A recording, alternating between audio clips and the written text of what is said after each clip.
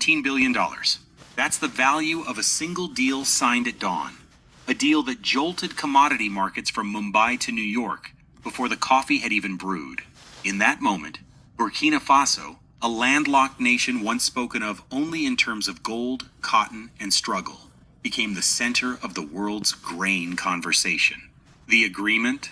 20 million metric tons of maize and sorghum bound for India over the next decade. But the bigger story is who made it happen. Captain Ibrahim Traoré, a 36-year-old leader who refuses to let Africa's future be written by anyone else. For too long, the world believed geography was destiny, that nations like Burkina Faso could never outbid the giants of agriculture.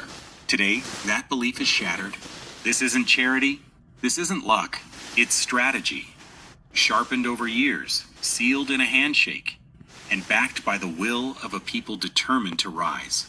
Stay with us, because this isn't just another story. It's the future our ancestors dreamed of. Hoisub va jongheng, vi mocho fi kong kong kui jiao. It didn't begin with headlines. It began in quiet corners, where the air smelled of fresh coffee, the name tags read like a map of the world, and the conversations were more about trust than trade. 3 years before that dawn announcement shook the markets, Burkina Faso's delegation walked into a regional food security forum.